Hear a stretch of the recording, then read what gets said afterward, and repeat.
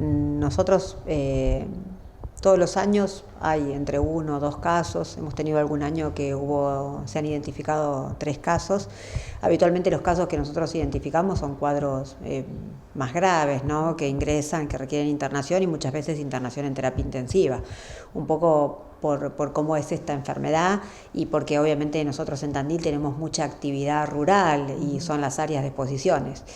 El hantavirus es una familia de virus que habitualmente se transmiten es un virus que lo tienen los roedores, ¿sí? El ratón colilargo es uno de los que tenemos en la zona, que lo eliminan a través de la orina, las excretas y la saliva, ¿sí? Que eso va contaminando el ambiente, obviamente, y ahí cuando el hombre entra en contacto con el ambiente, digamos, contaminado por las excretas de estos roedores, es que puede adquirir el virus. Habitualmente esto sucede cuando uno tiene más riesgo porque tiene actividades, por ejemplo, rurales, ¿no? Las actividades que están en contacto con el medio ambiente, ¿no? Del ratón, y tiene que ver con muchas actividades que uno levanta el polvo, actividades, digamos, muchas veces también uno entra en contacto no por las actividades rurales, sino por actividades recreativas. Vamos a acampar en algún lugar donde hay pastizales. Por eso siempre hay que tomar las recomendaciones, ¿no? Que tienen que ver con que obviamente si yo hago actividades a nivel rural es utilizar los medios de protección correspondientes, utilizar guantes, si voy a levantar, por ejemplo, fardos, cosas que pueden aerosolizar mucho, utilizar también protección a nivel de mucosas, un barbijo, un pañuelo humedecido para evitar que inhalar estos aerosoles. Y cuando voy a hacer actividades recreativas de pesca, acampe, tratar de hacerlo en lugares donde estén limpios, ¿no? Ir a meterme a los pastizales y voy a acampar que sea no directo, digamos, en un lugar que esté limpio, alejado de los pastizales y además no directo sobre el piso, ¿no? Sino utilizar los medios correspondientes.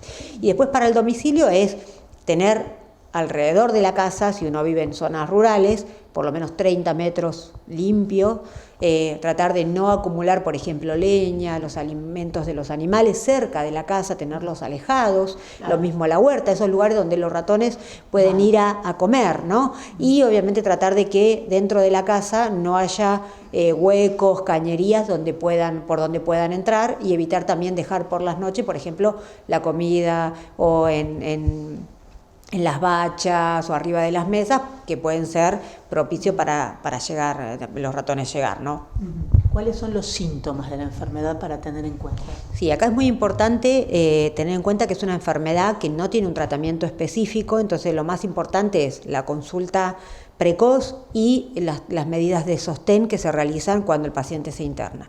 Entonces, los síntomas frecuentes son fiebre, dolor muscular, puede haber dolor abdominal, puede haber diarrea, vómitos, ¿sí? Son síntomas muy inespecíficos, entonces sí es importante que uno consulte, ¿sí? Cuando tiene fiebre alta, tiene estos síntomas, digamos, que informar por ahí si hizo en los últimos 30 días alguna actividad, ¿no? De ir al campo, de ir a cazar. Si tiene un trabajo rural, esto es importante, estar alentado por eso, porque también tenemos otra enfermedad que tiene las mismas características y que hemos tenido otros años, que es la leptospirosis, que también muchas veces los cuadros graves también requieren internación y también hemos tenido también casos fatales también por esta enfermedad. Así que consultar, obviamente tenemos que tener una alta sospecha por el antecedente epidemiológico. Esta enfermedad también cuando empieza inicialmente con estos síntomas que son diarrea, dolor abdominal, dolor muscular, fiebre alta, en una evolución, digamos, más cuando evoluciona ya a complicación, a compromiso cardiopulmonar, puede haber síntomas respiratorios como falta de aire, esa sensación de disnea, que es esa sensación de falta de aire, respiración rápida, y presión baja. Esos son síntomas por los que uno tiene que acudir rápidamente porque habla de una enfermedad avanzada. Bien. Y el tratamiento, bueno, evidentemente a veces no lleva a una buena evolución. Exactamente, acá como les decía antes, lo más importante es una consulta precoz y el manejo inicial.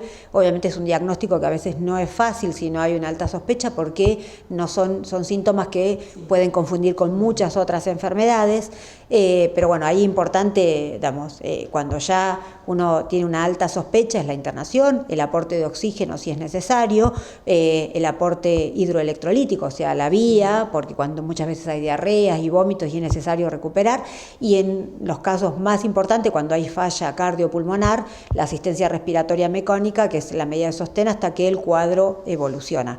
Si uno, a veces hemos tenido estos casos que consultan en forma muy tardía, entonces entran con un cuadro ya muy evolucionado, ahí obviamente se trata de hacer las medidas de sostén. A veces el paciente, evoluciona lentamente y otras veces el cuadro tiene una evolución fatal. Son enfermedades que cuando consultan en forma avanzada tienen una mortalidad alta.